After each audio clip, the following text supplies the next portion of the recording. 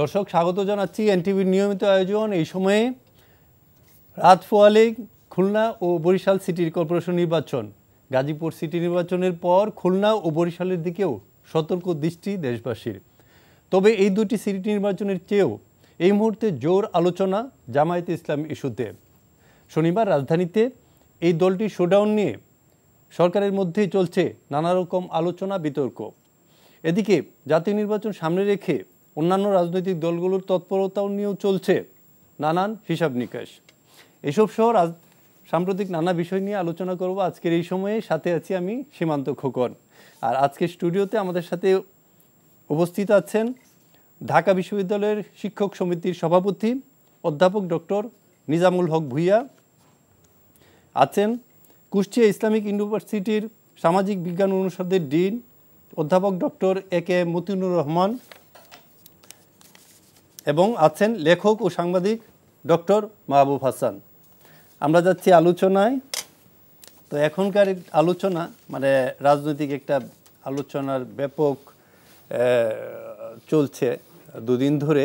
যে মতিনুর রহমান স্যার, আপনি যদি আলোচনা করেন যে জামায়াতে ইসলামী শোডাউন করেছে গত শনিবার রাজধানীতে, এমনকি এটা অনেকটা আকস্মিকই বলা চলে।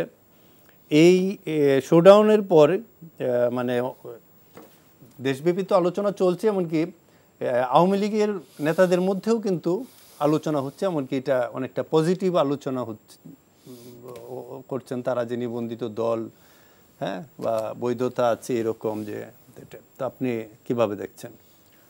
ধন্যবাদ আপনাকে এবং আমার সম্মানিত সহ আলোচক, সম্মানিত দর্শক সবাইকে ধন্যবাদ জানাচ্ছি।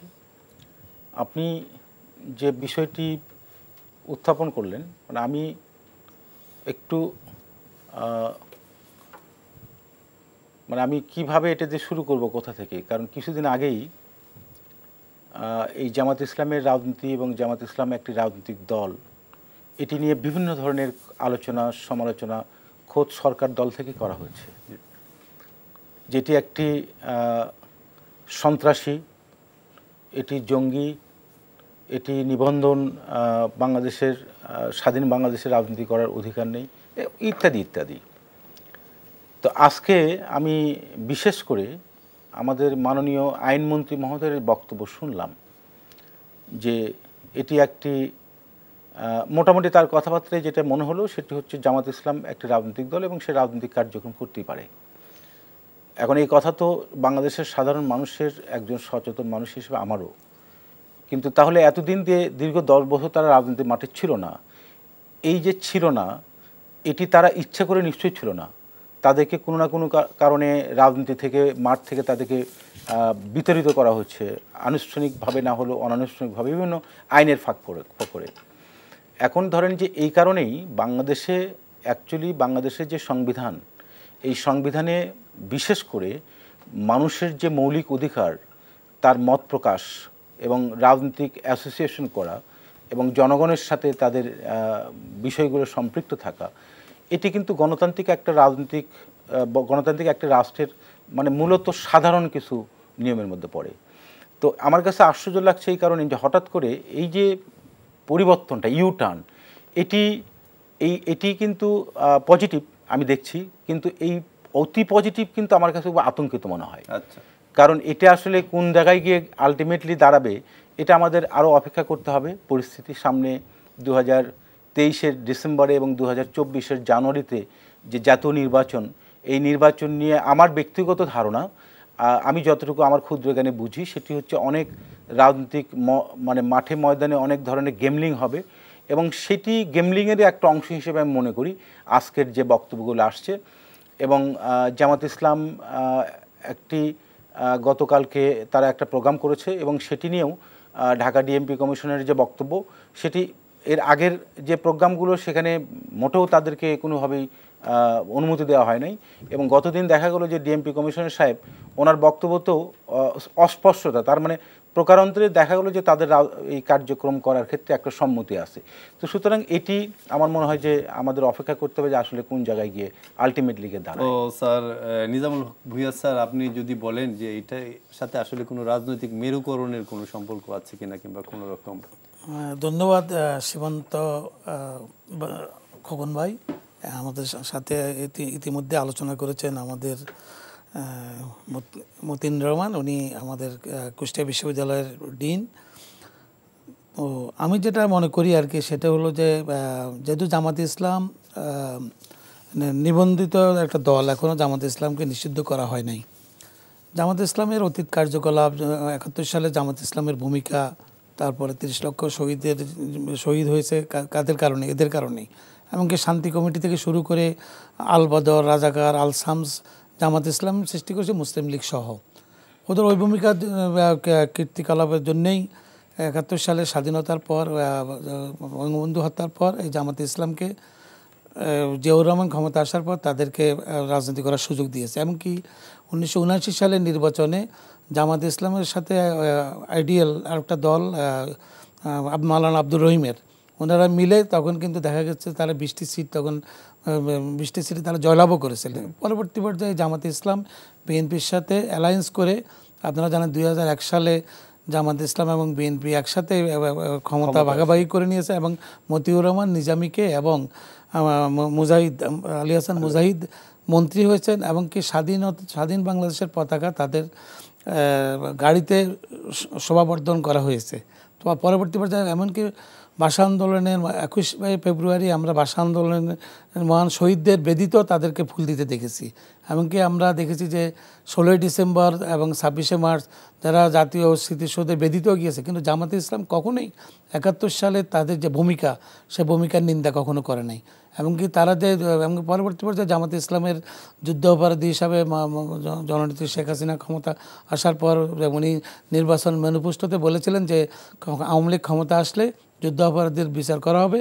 এমনকি সেই আলোকেই জামাতে ইসলামের যে সমস্ত নেতৃবৃন্দ, প্রথমে আপনার কাদের মোল্লাকে ফাঁসি দেওয়া হয়েছিল 2013 সালের শেষের দিকে, 14 নির্বাচনের ঠিক পূর্ব মুহূর্তে, এবং 14 সালে আওয়ামী লীগ আবার ক্ষমতা আসার পর পর্যায়ক্রমে আলী হাসান মুজাহিদ, মতিউর রহমান নিজামী। স্যার, এখনকার যে প্রেক্ষাপটটা কি মনে হচ্ছে যে সরকার জামাতের ব্যাপারে একটু সফট কর্নার কিংবা একটু মানে আগে যেরকম একটা কট্টর অবস্থান ছিল, মানে আজকেও যেটা হলো যে 3 জন মন্ত্রী কিন্তু বলেছেন যে নিবন্ধিত না কিংবা অবৈধ না। হ্যাঁ, তো না, এখন গণতান্ত্রিক পন্থা অবলম্বন করতে গেলে যেহেতু জামাতে ইসলামকে আমরা নিষিদ্ধ করা হয় না। জামাতকে নিষিদ্ধ যদি করা হতো, যেটা রাজনৈতিক দলের নিবন্ধন ব্র্যান্ড করা হয়েছে, তখন হয়তো আমরা এটা বলতে পারতাম যে এটা নিষিদ্ধ দল কীভাবে। এখন যেহেতু এটা নিষিদ্ধ করা হয় নাই, তাদের এখন এই জন্য তারা কালকে যে সমাবেশটি করেছে যে ইঞ্জিনিয়ারিং ইনস্টিটিউটে, সেটা তো তাদের অধিকার আছেই। এমনকি সে আলোকেই আমরা বলছি যে এটা একটা গণতান্ত্রিকভাবে আমরা বলতে পারি জামাতে ইসলাম তাদের কথা বলার অধিকার আছে।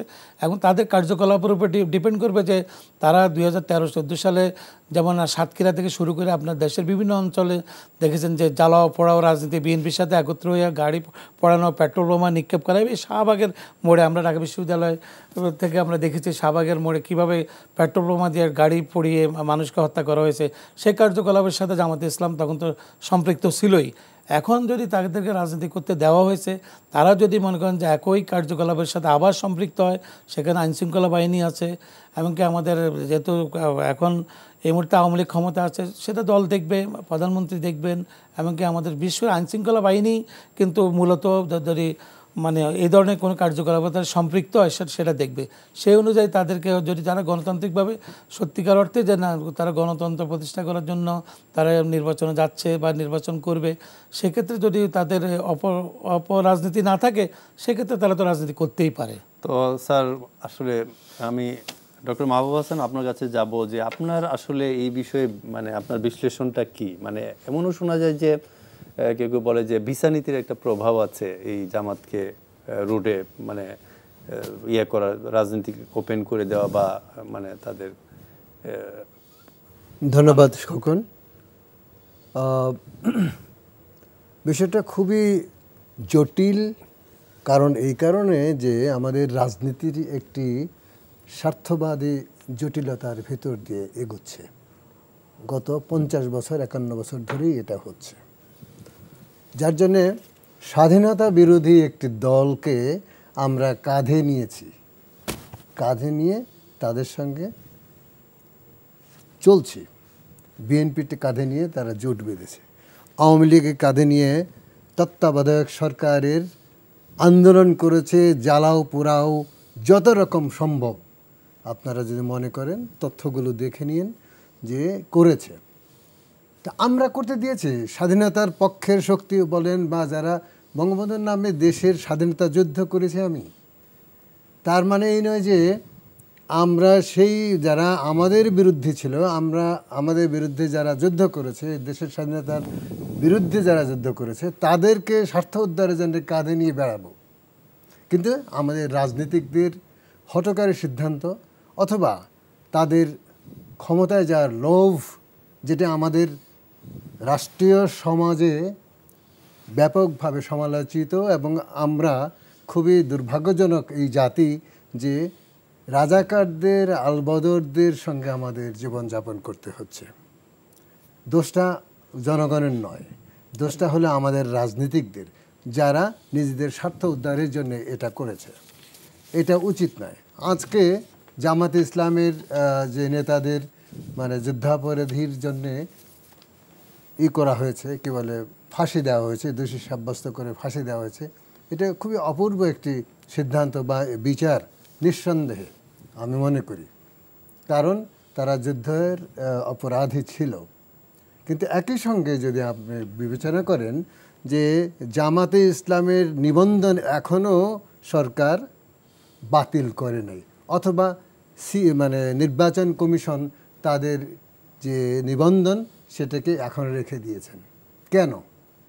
কেন রেখে দিয়েছেন এইটা হলো বড় কথা। তার মানে আপনাদের মনের ভিতরে আছে এমন সব মানে কুমন্ত্রণা, কুযন্ত্রণা এবং মানুষের প্রতি বিশ্বাস এবং এগুলো নেই বলেই আপনারা একটি শিখণ্ডী মানে কেবল দলকে আপনারা নিবন্ধিত করে রেখেছেন যাতে ব্যবহার করা যায়। ইতিপূর্বেও ব্যবহার করেছেন, এখনও আবার ব্যবহার করার জন্যে আপনারা তৈরি হচ্ছেন। আমি মনে করি যে পুলিশের মতো একটি আইন শৃঙ্খলা রক্ষাকারী দল বা বাহিনী তারা কি করে, এই গত মাসের 29 তারিখেই জামাতের একজন নেতাকে ধরেছিল এবং 3 ঘন্টা পরে ছেড়ে দিয়েছে। এই 15 দিনের ব্যবধানে তারা আজকে রাজনৈতিক মাঠে মানে নেমেছে। কি করে সম্ভব? কি করে কি বলে এটা আমরা মেনে নেব? আমাদের প্রধানমন্ত্রী, মাননীয় প্রধানমন্ত্রী বলেন তার দল মুক্তিযুদ্ধের দল, মুক্তিযুদ্ধের চেতনা ধারণ করে, এবং ধারণ করে নিয়েই উনি এই কি বলে এটাকে চালাচ্ছেন। তাহলে এই জামাত কি করে সে মুক্তিযুদ্ধের দলের সঙ্গে আছে? তিনি যদি অথবা তার দল যদি বা সরকার যদি পারমিশন না দিত, তাহলে কি পুলিশ মানে এই পারমিশন দিতে পারে? তার কোনো অধিকার আছে? আপনি মনে করেন যে বিএনপি থেকে জামাত বিচ্ছিন্ন হয়ে যাচ্ছে বা বিচ্ছিন্ন করার কোনো কৌশল হতে পারে? না, বিএনপি থেকে জামাত বিচ্ছিন্নই। গত 9 বছর পরে 10 বছর ধরে তারা বিচ্ছিন্নই বলতে গেলে। না, ভিতরে বিচ্ছিন্নই। কারণ হলো বিএনপির একটি বড় অংশ মানে জামাতকে গ্রহণ করতে রাজি না। কারণ তারা জ্বালাও পোড়াও থেকে শুরু করে যত রকম সন্ত্রাসী কাজ, আপনি মনে রাখতে হবে যে সনটা ভুলে গেছি, বাংলাদেশের ইতিহাসে যেটা ছিল না কখনোই, রক কাটার রাজনীতি, সেটা ছাত্র শিবিররা শুরু করে। সেই ছাত্র শিবিরের প্রভাবে কিন্তু বিএনপির দলের লোকেরাও করেছে, আওয়ামী লীগের দলের ছাত্ররাও করেছে। আপনাকে বুঝতে হবে যে আমরা কি গ্রহণ করব আর কি গ্রহণ করব না। আমরা আমাদের জাতির জন্য আমাদের কি করতে হবে সেটা রাজনীতিকরা সিদ্ধান্ত নেবেন, কারণ তারাই হলো আমাদের জাতির মাথা বা মুন্ডু। তো স্যার, আপনার কাছে যাচ্ছি ডক্টর নিজামুল হক ভূঁইয়া। তো আজকে প্রধানমন্ত্রী শেখ হাসিনার কারামুক্তি দিবস, মানে 1/11-এর সময় উনি 11 মাস কারাবন্দী ছিলেন। তো আজকের এই দিনে মানে উনি মুক্তি পান। তখনকার যে একটা রাজনৈতিক একটা প্রেক্ষাপট ছিল, একটা অনিশ্চয়তা ছিল, তো সেই সময়টা মানে কেমন মনে হয় যে আসলে রাজনৈতিক প্রেক্ষাপটকে আমরা এখন কি অবস্থাটার মধ্যে আছি? ধন্যবাদ আপনাকে। আসলে 2007 সালের জানুয়ারি মাসে ফেব্রুয়ারি মাসে তত্ত্বাবধায়ক সরকার সেনা শাসিত তত্ত্বাবধায়ক সরকার সৃষ্টি হওয়ার প্রেক্ষাপটটা আপনাকে চিন্তা করতে হবে। তখন 2001 সালে বিএনপি জামাত জোট ক্ষমতা আসার পর বিএনপি এবং জামাত জোট চেয়েছিল এটাকে ক্ষমতাকে কিভাবে তারা স্থায়ী করা যায়, এবং তখন তারা বিচারপতি কে এম হাসানের বয়স বাড়িয়ে তখন তত্ত্বাবধায়ক সরকার প্রধান ওনাকে করতে চেয়েছিল। আওয়ামী লীগ এর বিরুদ্ধে আন্দোলন করছিল। এই আন্দোলনের সময় এই গোলামাঠে মাছ শিকার করার জন্য সেনাশাসিত সরকারটি আসার পর তারা দুই নেত্রীকে মাইনাস করতে ছিল। তারা এবং খালেদা জিয়াকে এবং জননেত্রী শেখ হাসিনা দেশের বাইরে চলে গেলেন। আসার পর ওনাকে দেশে ঢুকতে দিবে না। জননেত্রী শেখ হাসিনা দেশে আসলেন। আসার পর 16 জুলাই ওনাকে জননেত্রী শেখ হাসিনাকে গ্রেপ্তার করে আমাদের সংসদ ভবনের পাশেই একটা অস্থায়ী কারাগার করা হয়েছে। সেপ্টেম্বর মাসে খালেদা জিয়াকে গ্রেপ্তার করা হয়েছে। কিন্তু দৃঢ়তার সাথে জননেত্রী শেখ হাসিনা এবং আওয়ামী লীগ এবং কি আমাদের শিক্ষকরা, আমি ঢাকা বিশ্ববিদ্যালয়ের শিক্ষক হিসাবে বলছি, আমাদের 21 আগস্ট 23 আগস্ট আমাদের 4 জন শিক্ষকরা গ্রেপ্তার করে কারাগারে নিয়েছেন।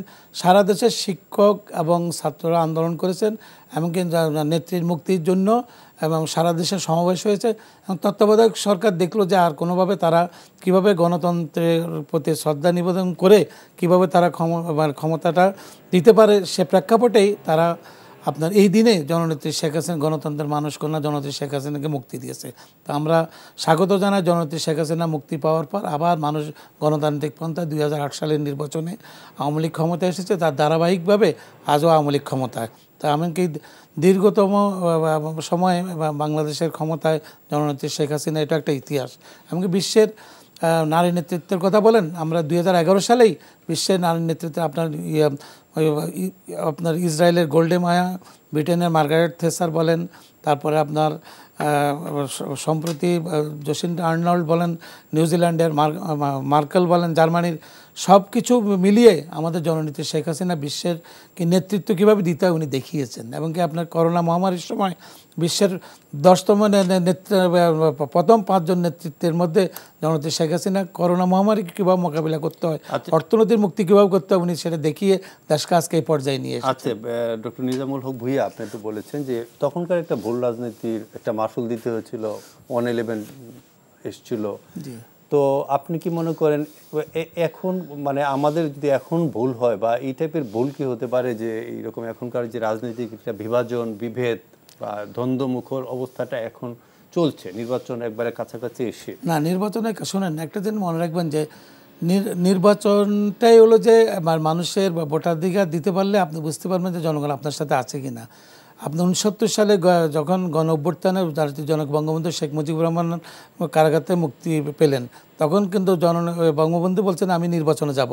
বঙ্গবন্ধু জানতেন যে পাকিস্তানি সরকার ইয়াহিয়া খান ওনাকে ক্ষমতা দিবেন না, কিন্তু উনি জনগণের ম্যান্ডেটটা নিয়েছেন। আমাদের মাওলানা ভাসানীদের মতো লোকেরাও বলেছিলেন যে ভোটের বাক্সে লাথি মারো, গণতন্ত্র কায়েম করো, বাংলাদেশ স্বাধীন করো, কিন্তু বঙ্গবন্ধু সেটা করেন নাই। জনগণের ম্যান্ডেটটা নেওয়ার জন্য উনি কাজটি করেছেন। তা আমি যেটা মনে করি যে তত্ত্বাবধায়ক সরকারের কনসেপ্টটা একমাত্র পাকিস্তান ছাড়া কোথাও নয়। পাকিস্তানের আমরা আজকে যে 23 বছরের পরে পাকিস্তানের স্বাধীন হওয়ার পর আমাদের 52 বছর, এই 23 এবং 52 বছরের মধ্যে পাকিস্তানের এ পর্যন্ত কোনো প্রধানমন্ত্রী তার ক্ষমতা পূর্ণ করতে পারে নাই। তো সেই অকার্যকর রাষ্ট্রনীতি তো আমরা দেখেছি। তো সে অকার্যকর রাষ্ট্রনীতির তথ্য নিয়ে আমরা বাংলাদেশে 52 বছর পরে আমরা এই তত্ত্বাবধায়ক নিয়ে কথা বলবো। এর থেকে আমাদের উচিত যে আপনার যদি জনবল থেকে আপনার সাথে লোকজন, বিএনপি ডিসেম্বর মাসে অনেকগুলো সমাবেশ করেছে, আমরা স্বাগত জানাই। বিএনপি গণতান্ত্রিকভাবে মানুষকে আনবে, মানুষ নামবে, মানুষ তার পক্ষে থাকবে, নির্বাচনে সে তার এজেন্ট দিবে এবং প্রতিপক্ষকে যেভাবে সে ইয়ে করা যায় সেভাবে সে কাজ করবে। নির্বাচন বর্জন কোনো সুস্থ রাজনীতির ধারা না। আমি মনে করি যে সামনে যে ইয়েটা আমার পার্লামেন্টে যে আইনটি পাস হয়েছে সেখানে তো বিএনপির নেতৃবৃন্দ ছিল। বিএনপি পার্লামেন্টে 40 জন সংসদ সদস্য ছিল, ওনারা তখন পদত্যাগ করলেন না কেন? এই কয়েকদিন আগে, কয়েক মাস আগে ওনারা যে সংসদ সদস্য ছিল তারা পদত্যাগ করেছে।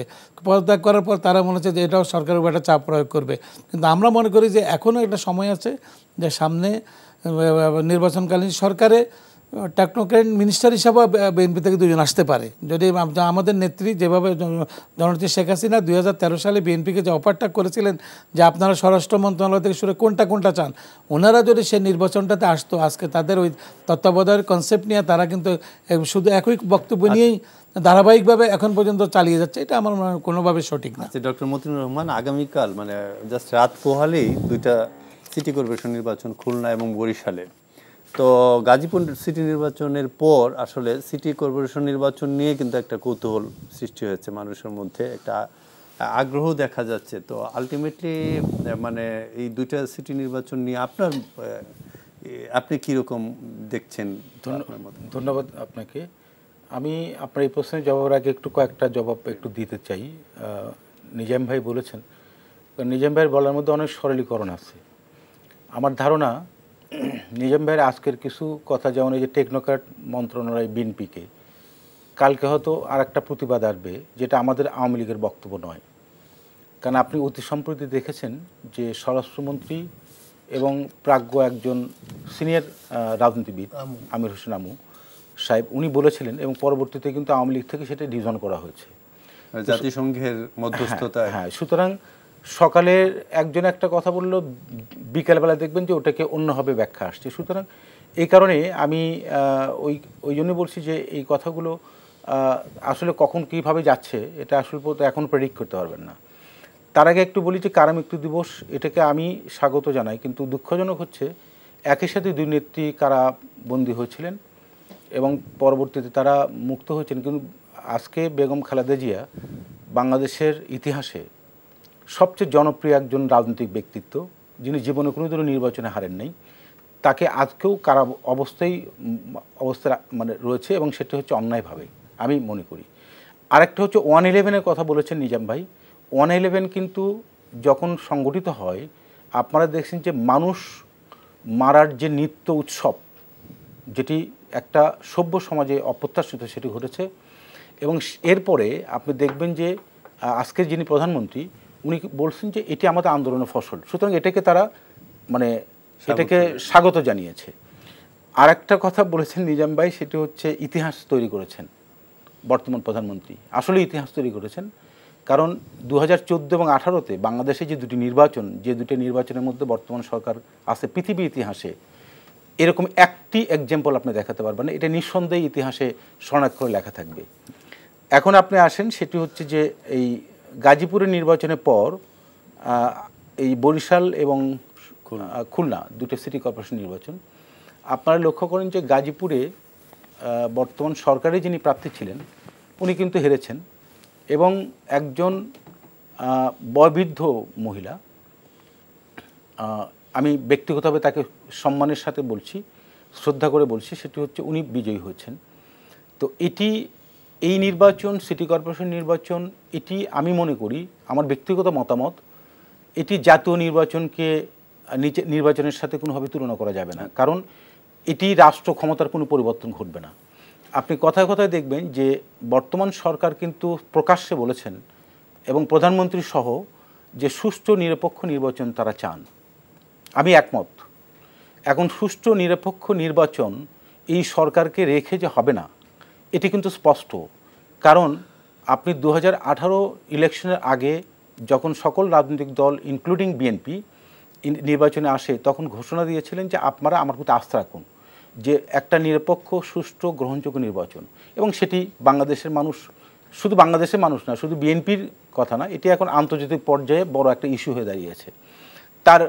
তার প্রেক্ষিতে আপনি দেখবেন যে মার্কিন যুক্তরাষ্ট্রের মতো একটা ক্ষমতাশীল রাষ্ট্র সহ অন্যান্য রাষ্ট্র, তারা কিন্তু এটি অন্যভাবে নিয়েছেন, যেটি আমরা অনেক ঘটনার প্রভাব দেখেছি। তো এখন ঘটনা হচ্ছে, সুষ্ঠু নিরপেক্ষ নির্বাচন যদি আমি যদি করতে চাই, তাহলে ক্ষমতায় থেকে কেন আমাকে সুষ্ঠু নির্বাচন করতে হবে? বাংলাদেশে কি এরকম স্বাধীনতার পরে রাষ্ট্র ক্ষমতায় থেকে সুষ্ঠু নির্বাচন একটির এক্সাম্পল দেখানো যাবে? না। আপনি যতগুলো সুষ্ঠু নিরপেক্ষ নির্বাচনে ক্ষমতার পরিবর্তন ঘটেছে, সেগুলো তত্ত্বাবধায়ক সরকারের ইস্যুতেই হয়েছে। এখন আপনি দেখেন যে 1996 সালে বিএনপি যখন রাষ্ট্র ক্ষমতায় ছিল এবং বিএনপি নির্বাচন করেছিল, সেই নির্বাচনে বর্তমান সরকার এই দল অংশগ্রহণ করে নাই, এবং তারা কিন্তু 173 দিন আন্দোলন করেছে, এবং তখন জামাত ইসলামকে সাথে নিয়ে সেখানে কিন্তু অনেক মানুষকে হত্যা করা হয়েছে, অনেক সম্পদের বিনষ্ট হয়েছে। এবং তারপরে আপনি দেখবেন যে বেগম খালেদা জিয়া, আমি মনে করি যে দেশের স্বার্থে, জনগণের স্বার্থে এবং সম্মান দেখিয়ে পার্লামেন্টে সংখ্যাগরিষ্ঠ আসন থাকার পরেও তারা কিন্তু আইন পাশ করেছেন তত্ত্বাবধায়কের। এবং এরপরে যে নির্বাচনটি হয়েছে, সেই নির্বাচনে বর্তমান সরকারই ক্ষমতা এসেছিল। আজকে আপনি দেখেন যিনি ক্ষমতায় আছেন, উনি থেকে নির্বাচন সুষ্ঠু হবে এটাতে বিশ্বাস করার কোনো সুযোগ নেই। কারণ আপনি প্রত্যেকটি জিনিসই মানুষের কাছে এখন অবিশ্বাস্য মনে হয়, কারণ আপনার যে কমিটমেন্ট সেটাও অবিশ্বাস্য মনে হয়। সে কারণে আমি মনে করি যে বাংলাদেশে একজন নাগরিক হিসেবে সুষ্ঠু নিরপেক্ষ নির্বাচন আমরা চাই, এবং সেটি অবশ্যই দল নিরপেক্ষ এবং রাজনীতি নিরপেক্ষ ব্যক্তিদের দ্বারা পরিচালিত হবে, যাতে জনগণ যাকে খুশি, যদি বর্তমান সরকারকেও ভোট দেয় আমার ব্যক্তিগত কোনো আপত্তি নেই, কিন্তু সেই ভোট দেওয়ার সুযোগটা দিতে হবে, এবং সেই ভোটটা যেন সেই ব্যক্তি দিতে পারেন তার পছন্দনীয় প্রার্থীকে। তারপর যে সরকার গঠন হবে সেটি বাংলাদেশ পরিচালনা করবে, কিন্তু এই প্রক্রিয়ার মধ্য দিয়ে নয়। কারণ এরকম গণতান্ত্রিক প্রতিষ্ঠান মূল্যবোধ এটি বিগত 15 বছরে ধ্বংস হয়েছে। এবং আপনি যদি মাঠ প্রশাসনে দেখেন, এটা দিয়ে আমি এক্সাম্পল দিয়ে শেষ করি, নির্বাচন কমিশনের কথা বলা হয় যে নির্বাচন কমিশনের অধীনে নির্বাচন হবে। আপনি পঞ্চদশ সংশোধনী যদি আপনি দেখেন 4টা ধারা এখানে উল্লেখ করা হয়েছে, এবং সর্বশেষ যে ধারা সেখানে বলা হয়েছে প্রথমত এটি বিলুপ্তি করা হয়েছে, দ্বিতীয়ত বর্তমান সরকারের অধীনে নির্বাচন হতে হবে, তৃতীয়ত হচ্ছে আপনার যদি অসাংবিধানিকভাবে কেউ ক্ষমতা আসে তাদেরকে সর্বোচ্চ শাস্তি, এবং চতুর্থ হতে যদি কোনো গণভোট সেই গণভোটও বাতিল করা হয়েছে। অর্থাৎ আজকে যদি বাংলাদেশে বলা হয় যে ঠিক আছে তত্ত্বাবধায়ক সরকারের অধীনে নির্বাচন হবে না বর্তমান সরকারের অধীনে হবে, এই মর্মে যদি আপনি রেফারেন্ডাম নেন সেই অংশটুকু বাতিল করা হয়েছে। তার মানে একটি সুপরিকল্পিত হবে দীর্ঘদিন ক্ষমতাকে লিঙ্গারিং করার জন্য এই সরকার কিন্তু পঞ্চদশ সংশোধনী আইন পাশ করেছে। এবং সেই কারণে নির্বাচন কমিশন যখন ডায়ালগের আলোচনা করে এবং মাঠ প্রশাসনের সাথে যখন তারা আপনার মত বিনিময় করে, তখন আপনারা দেখেছেন যে একজন নির্বাচন কমিশনকে শাটডাউন করা হয়েছে, এবং গাইবান্ধার উপনির্বাচনে এটি বাতিল করার পরে মাঠ পর্যায়ে নির্বাচন মেকানিজমের সাথে যারা জড়িত অর্থাৎ রিটার্নিং অফিসার তারা কিন্তু নির্বাচন কমিশনের এই সিদ্ধান্তকে অন করে না, এবং তারা উল্টো বলছেন যে না এখানে নির্বাচনে কোনো কারচুপি হয় নাই। সুতরাং সেই নির্বাচন কমিশনের অধীনে এবং নির্বাচন কমিশন পুরো নির্বাচন ব্যবস্থার জন্য নিরপেক্ষতার জন্য কোনোভাবে সক্ষম নয়, কারণ সরকারের এখানে ভূমিকা থাকতে হয়। এবং সরকার যদি চায় যে নিরপেক্ষ নির্বাচন আমরা করবো, যেটি আপনি গাজীপুর উদাহরণ দিলেন, আমি মনে করি যে জায়গাতে সরকার কোনো ইন্টারফেয়ার করে নাই, যার ফলে একটা ফেয়ার ইলেকশন হয়েছে, এবং যে ইলেকশন আওয়ামী লীগ হেরেছে। এবং আমার ধারণা আগামীকাল বরিশাল এবং খুলনা যদি ওই ধারাবাহিকতা থাকে, আমার ব্যক্তিগত ধারণা জনগণ যদি ভোট দিতে পায় রেজাল্ট অন্যরকম হবে। কিন্তু এই বিষয়গুলো কে কোনোভাবেই আপনি ইন্ডিকেশন হিসেবে জাতীয় ইলেকশন আপনি আনতে পারবেন না। ডক্টর মাহবুব হাসান, আপনি কি মনে করেন যে আগামীকাল যে নির্বাচন হচ্ছে 2টা সিটিতে, তো এইটা আমরা তো বলেছিলাম যে গাজীপুরটা হলো নির্বাচন কমিশনের জন্য একটা অ্যাসিড টেস্ট, তো এইটা আসলে নির্বাচন কমিশনের পারফরম্যান্স বা আপনার পাবলিক অংশগ্রহণ, একটা তো এখন তো অংশগ্রহণ মানে ভোট দেওয়ার ব্যাপারটা নিয়েও একটা কনফিউশন থাকে যে কত পার্সেন্ট ভোটার আসে না আসে, মানে আপনি কি দেখছেন আলটিমেটলি? আমার মনে হয় না গাজীপুরে যে নির্বাচন হয়েছে আওয়ামী লীগের যে প্রার্থী তিনি হেরেছেন, আর যিনি গৃহের একজন মানে রমণী ছায়া প্রার্থী বলা চলে, ওনার ছেলেই প্রার্থী ছিলেন, তারপরেও এইটা আওয়ামী লীগের হার, শুধু আজমতুল্লাহর হার নয়, এটা আওয়ামী লীগের বিরুদ্ধে জনগণ ভোট দিয়েছে। এটা হলো প্রথমত, কারণ ওই মহিলা জানে যে ওই মহিলা কিছুই করতে পারবে না, ওর ছেলে এটা চালাবে, ওইটা চালাক আর না চালাক তারা আওয়ামী লীগের বিরুদ্ধে ভোট দিয়েছে, ভোট দেওয়ার সুযোগটা হয়েছে। তবে যদি বিএনপি এই প্রতিদ্বন্দ্বিতায় থাকতো তাহলে কি হতো? নির্বাচনটি এটা কোনো প্রতিদ্বন্দ্বিতাপূর্ণ নির্বাচন নয়। আচ্ছা, এটা হলো একই দলের দুটো লোক এখানে প্রতিদ্বন্দ্বী হয়েছে, ফলে এই ভোটকে আমি বলবো যে এটা প্রতিদ্বন্দ্বিতাপূর্ণ নয়, এটা আজমতুল্লাহর বিরুদ্ধে বা আওয়ামী লীগের বিরুদ্ধে জনগণের, ওইখানকার জনগণের ভোট। খুলনা এবং বরিশাল এই দুটোর ক্ষেত্রেও আমার মনে হয় সেই রকম একটি ঘটনা ঘটবে। আমি এগুলোকে প্রকৃত অর্থেই প্রতিদ্বন্দ্বিতাপূর্ণ যে নির্বাচন বলে মনে করি না, করব না। তার কারণ ইতিহাস বলে, যদি আমরা ইতিহাস মানি, আমরা ইতিহাস তো মানি না, আমরা তো ইতিহাস মানি না। প্রবলেম হলো আমাদের ওখানে, আমরা নিজের স্বার্থটুকু আমরা মানব, অন্যের স্বার্থটুকু আমরা ছেড়ে ফেলব। এই হলো আমাদের রাজনৈতিক সংস্কৃতি, রাজনৈতিক ইচ্ছা, রাজনৈতিক দৃষ্টিভঙ্গি, এবং রাজনীতিকে জনগণের নামে নিজেদের স্বার্থ উদ্ধারের বিষয় বলে মনে করি। যার জন্যে এই যে যখন কি বলে এই তত্ত্বাবধায়ক সরকারের কথা বললেন, যখন শেখ হাসিনা এবং এই জামাতে ইসলাম একসঙ্গে এই আন্দোলন করেছিলেন, বেগম জিয়া কিন্তু অনড় ছিলেন, হ্যাঁ, এবং কিছুতেই এটাকে মেনে নেবেন না। কিন্তু শেষ পর্যন্ত তিনি এই জন্য কিন্তু আওয়ামী লীগ এবং কেউ আসেননি, কিন্তু শেষ পর্যন্ত তিনি একা একাই ভোট করেছেন, নির্বাচন করেছেন, ক্ষমতায় গেছেন, আইন পাস করেছেন। এবং আচ্ছা ডক্টর মাহবুব হাসান, মানে এই জিনিসটা আরেকটা আমার জিনিস কিউরিওসিটি, যে এই 2 সিটির যে নির্বাচন, এখানে যে ধরেন ভোটাররা তো ভোট দিচ্ছে, ধরেন বিএনপির যে ভোট ব্যাংক আছে, এটা কি অ্যান্টি আওয়ামী লীগ এখানে কোনো প্রভাব পড়ছে কিনা? আমার কোনো ধারণা নেই। আর বিএনপিওয়ালারা ভোট দেবে কিনা, যারা বিএনপিকে ভালোবাসে বা তাদের পক্ষে কাজ করে, তারা ভোটার হিসেবে সেখানে ভোট দেবে কিনা, কাজ করবে কিনা, আমার কোনো ধারণা নেই।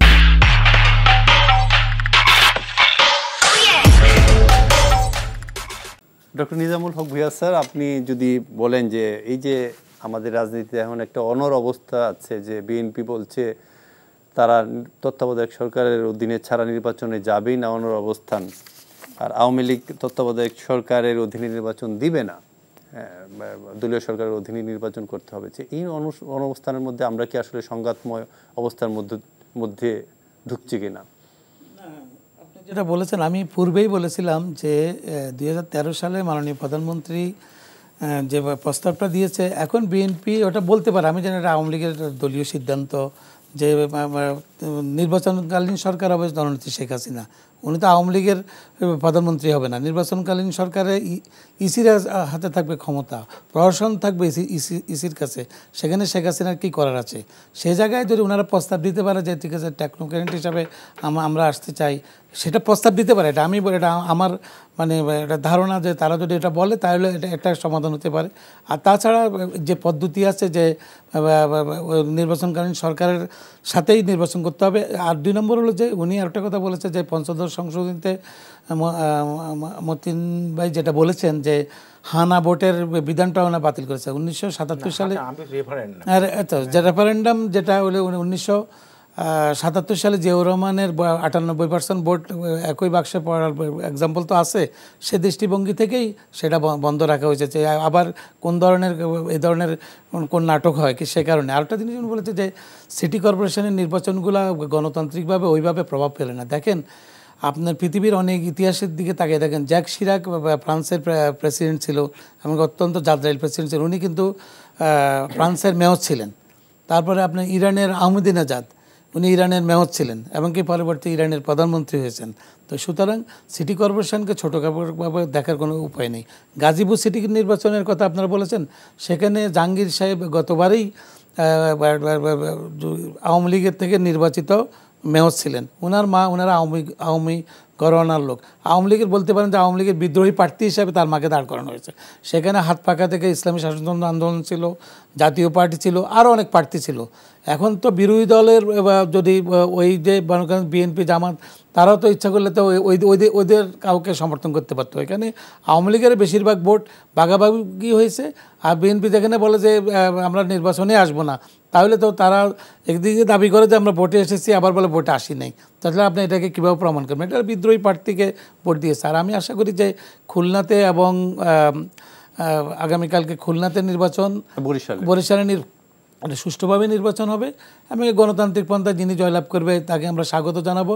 আমরা ইতিমধ্যে এই ইসির আমলে আমরা দেখেছি, সিসির আমলে দেখেছি যে ইসির আমলে আপনার কুমিল্লাতে নির্বাচন হয়েছে, অত্যন্ত সুন্দরভাবে নির্বাচনটা হয়েছে। গাইবান্ধাতে নির্বাচন বন্ধ করে দিয়েছে, পরবর্তীবার নির্বাচন হয়েছে। আমরা আশা করব যে আমাদের যে নির্বাচন কমিশন আছে তাদের আন্ডারে সুষ্ঠু এবং সঠিক একটা নির্বাচন জাতি পাবে। এমনকি সেই প্রত্যাশায় রাখি। আমরা আশা করব যে বিএনপি গণতান্ত্রিক দল হিসাবে যদি নিজেদের দাবি করে, তাহলে গণতান্ত্রিক পন্থায় আন্দোলন সংগ্রাম এবং নির্বাচন পদ্ধতিতেই মানে তথাকথিত তত্ত্বাবধায়কের কনসেপ্ট বাদ দিয়েই গণতান্ত্রিক পন্থায় তারা নির্বাচনকালীন সরকার আন্ডারে নির্বাচন করলে বিএনপি আমার মনে ভালো করতে পারে। আচ্ছা জনাব মতিউর রহমান, মানে একটা খবর যে চাউর হচ্ছে যে বেগম খালেদা জিয়া রাজনীতিতে আসা, তার মানে আইনমন্ত্রীও বলেছেন যে তার উনি যদি সুস্থ হয়েও ফিরে আসেন তাহলে তার শাস্তি ভোগ করতে হবে। আবার বিএনপির একটা মহল বলছে যে খালেদা জিয়া জাস্ট রাজনীতিতে আসছেন এরকম, উনি অনেকটা সুস্থ যে এরকম। এটা কি কোনো এই প্রেক্ষাপটটা হতে পারে কিনা, কিংবা আপনার কোনো ধারণা আছে কিনা? ধন্যবাদ সীমান্ত খোকন, আপনাকে আবারও আমাকে সুযোগ দেওয়ার জন্য। আসলে অনেক কিছুই চাউর হয়, সেগুলোকে প্রেডিক্ট করে কথা বলা খুব কষ্টকর, মানে খুব জটিল। আপনি দেখেন যে কিছুদিন আগে মানে আজকের যিনি আইনমন্ত্রী, উনি কিন্তু এর আগে বলেছিলেন যে বেগম খালেদা জিয়ার রাজনীতি করার কোনো বাধা নেই। আজ থেকে মনে মাস 2-3 আগের কথা। আচ্ছা, আপনাকে একটু ইন্টারাপ্ট করি, যে মানে নিউজটা এরকম এসছে যে খালেদা, মানে বিএনপির যে অফিস, সেখানেও খালেদা জিয়ার অফিসটাকে আপনার ফ্রেশ করা হচ্ছে। না, ওটা দেখেছি, আমি নিজেও নিউজটা দেখেছি, বাট আমি এখন পর্যন্ত এ ব্যাপারে আমার ব্যক্তিগত কোনো তথ্য নেই যে এটা আসলে মানে সেটি বিএনপির যারা পলিসি মেকার তারা হয়তো এই জিনিসটি বলতে পারবে, আমরা দর্শক হিসেবে হয়তো দেখবো আর কি।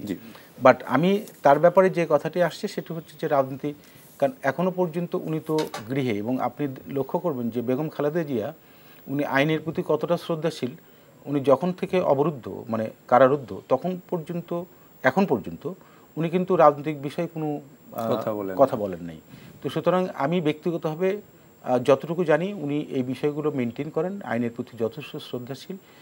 আরেকটি জিনিস হচ্ছে যে দেখেন, এই ক্ষেত্রে একটু বলি যে বেগম খালেদা জিয়া তার যে মামলা এবং আপনি তাকে যে সাজা, এটি তো অনেক আলোচনা হয়েছে, এর আগেও টকশোতে হয়েছে, লেখালেখি হয়েছে বিভিন্নভাবে। এটি তো স্পষ্টতই যে বিএনপির মতো একটা বৃহৎ রাজনৈতিক এবং জনপ্রিয় রাজনৈতিক দলকে এটি মূলত বিভিন্নভাবে সরকারের পক্ষ থেকে কিন্তু চেষ্টা করা হচ্ছে এটিকে বিচ্ছিন্ন করা, এটাকে ভেঙে ফেলা, বিভিন্ন ভাগে বিভক্ত করা, বিএনপিকে মানে নেতৃত্ব শূন্য করা, অনেক চেষ্টা হয়েছে। বাট ফাইনালি যেটা দাঁড়িয়েছে, আপনি দেখেন যে বিএনপি এখনও তার অবস্থানটাকে মানে সুসংগঠিত করেছে, এবং সবচেয়ে বেশি নির্যাতন হয়েছে, সবচেয়ে সুসংগঠিত হয়েছে। যদিও বলা হয় যে আসলে সরকারের পক্ষ থেকে কোনো বাধা নেই। আপনি দেখেন গতকালকে জামালপুরের সরষেবাড়িতে একটি ঘটনা ঘটেছে। বিএনপির একটা প্রোগ্রামে সম্ভবত গোয়েন্দা সংস্থার কিছু লোক মোটরসাইকেলে যাচ্ছিল, এবং তাদেরকে বিএনপি কর্মী হিসেবে মনে করে আওয়ামী লীগের পক্ষ থেকে হামলা করেছে, এবং হামলা করার পরে তাকে বেদম মার দেওয়া হয়েছে। পরে যখন দেখছে গোয়েন্দা সংস্থার লোক, যাই 4-5 জনকে মানে গ্রেপ্তার করা হয়েছে। তার মানে এটি কিন্তু সবচেয়ে দৃষ্টান্ত যে হামলাটা আওয়ামী লীগের পক্ষ থেকে করা হয়। বিএনপির পক্ষ থেকে আপনি দেখেন যে বিভাগীয় সমাবেশগুলোতে কোনো রকমের আক্রমণ হয়নি, বরং তারা নির্যাতন সহ্য করেছে এবং 17 জন লোক মৃত্যুবরণ করেছে। এখন নিজাম ভাই যে কথাটা বললেন যে অনেক সিটি কর্পোরেশনের এক্সাম্পল দিলেন, বিশেষ করে ফ্রান্স এবং ইরানের, আমি বিদেশের এই রেফারেন্সের সাথে বাংলাদেশের আমি তুলনা করছি না, এই কারণেই যে বাংলাদেশের সিটি কর্পোরেশন নির্বাচনটি কোনোভাবেই জাতীয় নির্বাচনের ক্ষমতার পালাবদল ঘটে না। এবং আপনি দেখেন যে গাজীপুর, রাজশাহী, সিলেট, বরিশাল, খুলনা সবগুলো সিটি কর্পোরেশনে বিএনপি কিন্তু নির্বাচনে জিতেছিল, কিন্তু দুর্ভাগ্যজনক এই মেয়রগুলো কিন্তু কোনো কাজ করতে পারে নাই। এখন মজার ব্যাপার হচ্ছে, যেখানে বিএনপি নির্বাচনে নাই, বিএনপির মতো একটা বৃহৎ রাজনৈতিক দল সিটি কর্পোরেশন নির্বাচন করছে না, সুতরাং সেই নির্বাচনের ভোট নিরপেক্ষ বা এটি সুষ্ঠু এবং সেটি কে পাশ করলো এটা আমার মনে খুব ম্যাটার করবে না। তো যার ফলে এখন মানুষের দৃষ্টিভঙ্গি জাতীয় নির্বাচন এবং আন্তর্জাতিকভাবেও জাতীয় নির্বাচনের দিকে দৃষ্টি দেওয়া হয়েছে।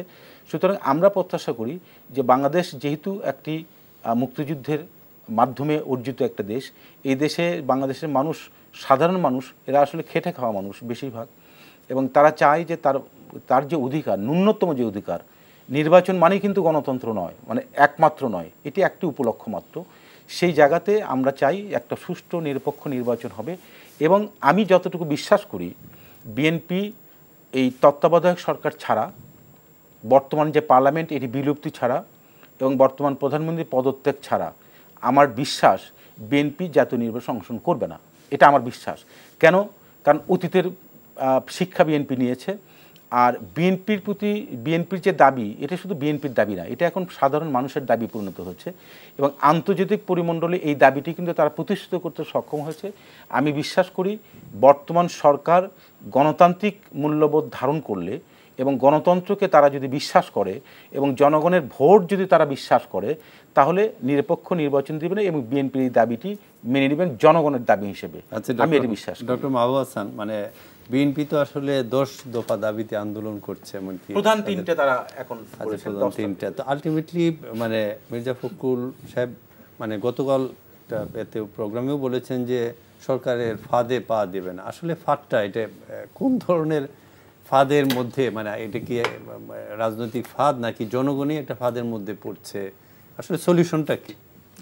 ফখরুল ইসলাম আলমগীর যে ফাঁদের কথা বলছেন সেটা হলো নির্বাচনী ফাঁদের কথাই বলছেন, যে ওনারা এই যে সরকার যেভাবে নির্বাচন করতে চায় সেই ফাঁদে যাবে না। ঠিক একই কথা কিন্তু বর্তমান প্রধানমন্ত্রীও বলেছেন, উনি ফাঁদের মধ্যে যাবেন না এবং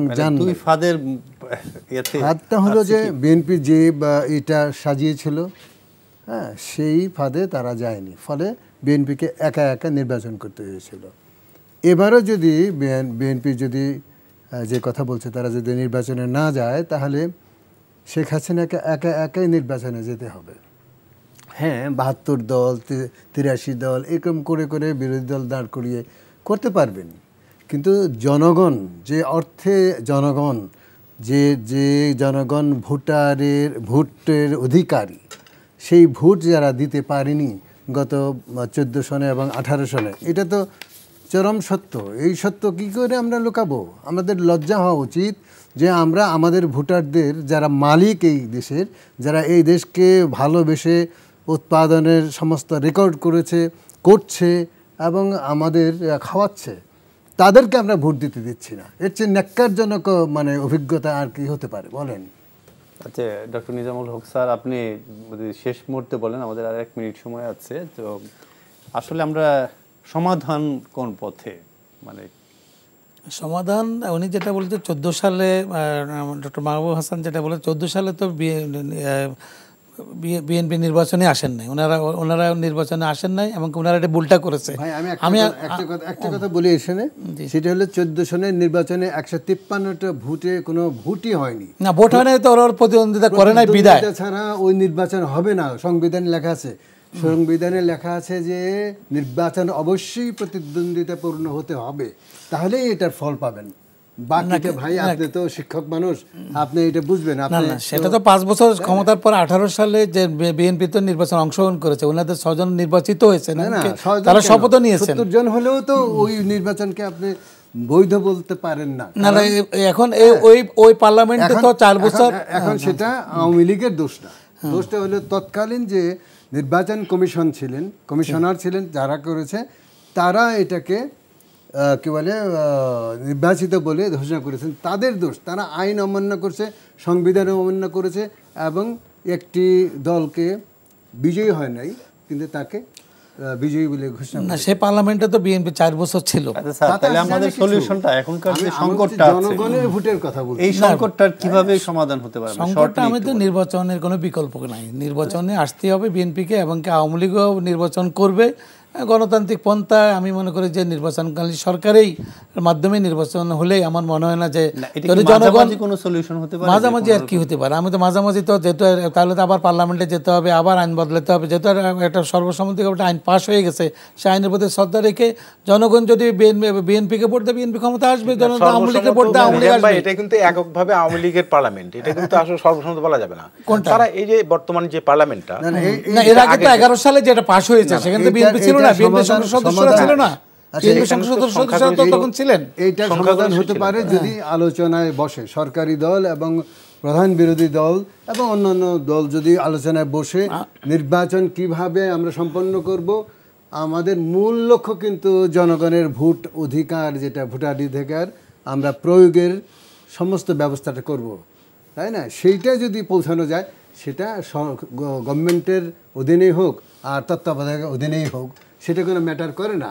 আপনার ভোট আপনি যদি দিতে পারেন তাহলে কিন্তু কোনো সমস্যা নাই, কিন্তু আপনি তো আপনার ভোট দিতে পারেন না, সুযোগটা দেয়ার না। তত্ত্বাবধায়ক সরকার তো 2001 সালে তত্ত্বাবধায়কের অভিজ্ঞতা আছে, এখন এই যে 1 কোটি কত ভোটার পরবর্তী 2007 সালে যেটা কারেকশন করা হয়েছে, বিএনপি বারবার তত্ত্বাবধায়কের দিকে যাচ্ছে। তাহলে আবার কৌশল করে কিছু করা যায় কিনা? ভাই, এটার উত্তর আমাকে দিতে হবে। এই কথা কিন্তু অনেকবার বলা হচ্ছে যে 1 কোটি 23 লক্ষ ভুয়া ভোটার, এই ব্যাপারে আমি একটা ব্যাখ্যা দিই। ওই সময় কিন্তু একই ব্যক্তি ঢাকা শহরের ভোটার হয়েছে, একই ব্যক্তি গাইবান্ধার ভোটার হয়েছে, যার ফলে কিন্তু এই সংখ্যাটা পরবর্তীতে 111-এর পর সেটা তো আপনারা জানতেন, এজন্য তারা আপনারা তাদের ভোটগুলো দিয়ে দিয়েছেন। আমি বলি এটা কিন্তু না, এটা কিন্তু পরবর্তীতে এটা সংশোধনী হয়েছে। সুতরাং এটা বিএনপি করেছে এই কথাটা কিন্তু, এই অভিযোগটা কমন একটা অভিযোগ, এটা কিন্তু একটা মানে বলা যায় যে একটা মুখস্থ কথা। আমি মনে করি যে এই কথাটা সঠিক। আমরা শেষ পর্যায়ে চলে আসছি, আমাদের সময় একটু আগেই শেষ হয়ে গেছে। আমরা আশা করি যে আমরা এই সংকট থেকে নিশ্চয়ই উত্তরণ হবে, এই আশা রাখছি। তো প্রিয় দর্শক, এই ছিল আজকের এই সময়ের আয়োজন। আপনারা ভালো থাকবেন, সুস্থ থাকবেন, এই প্রত্যাশায় বিদায় নিচ্ছি। শুভরাত্রি।